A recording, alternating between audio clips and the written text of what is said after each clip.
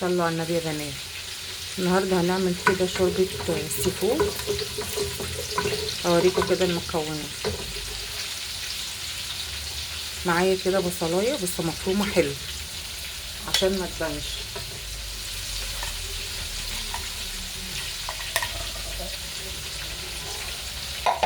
هنشوحها كده شويه.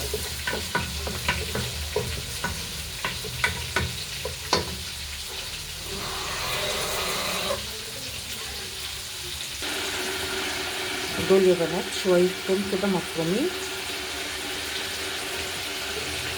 ونشوحهم كده مع بعض لحد ما تلاقي ايه الريحه بتاعتهم طلعت. ودول شويه ملح.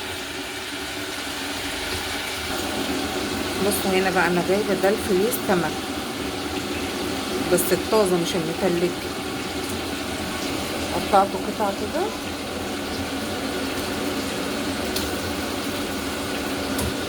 كنت متبلاه يعني شويه فلفل اللي هو الاحمر ده اللي انا كنت عاملاه.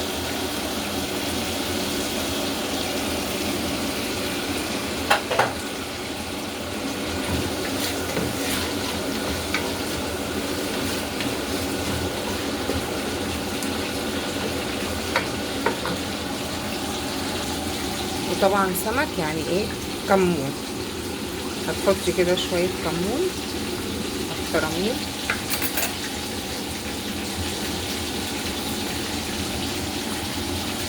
ودول شويه ورق لورا وحبهان وجوز الطيب.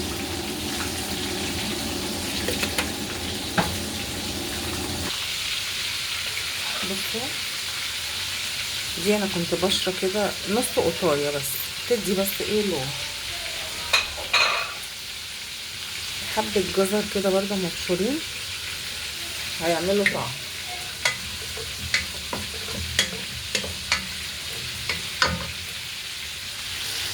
وهنا طبعا بنقل شوية سمك كده بس انا كنت منزله قبل كده يعني فقلت ايه انتوا اكيد شطورين زيه عارفين كل حاجه. بصوا بقى هننزل ايه بميه مغليه كده بعد ما شوحتهم.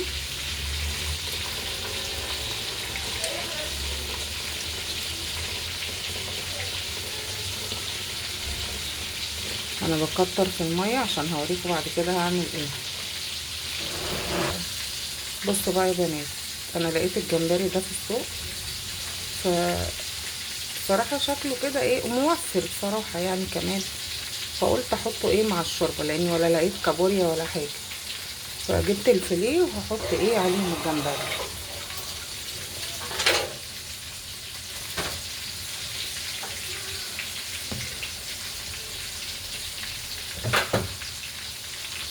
طبعا انا حطيته بعد ما الشوربه غليت علشان هو صغير فهيستوي بسرعه. نقلب تقليبه كده 5 دقايق بس. على فكره يا بنات انا نسيت اقول لكم ان انا حطيت مع البصلايه بس الكاميرا كانت تليفون فصل. حطيت معلقه دقيق كانت بتقلبي البصلايه مع الثوم علشان تعمل ايه يعني تمسك كده شويه.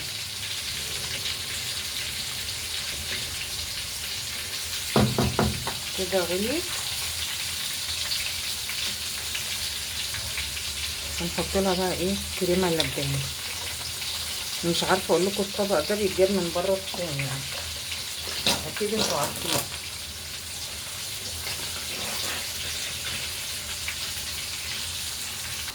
بصوا بقى هنا جبت شويه طحينه نعمل شويه سلطه طحينه.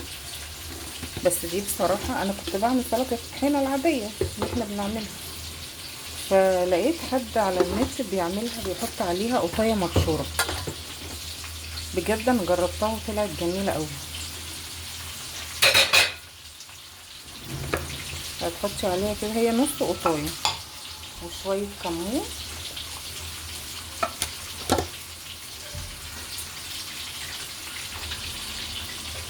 وشويه خل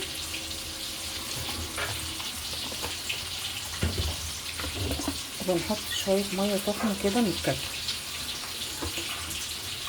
اثبت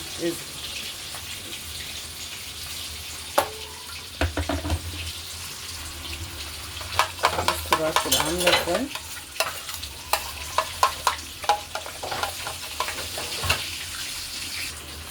دي كده شويه سلطه الطحينه.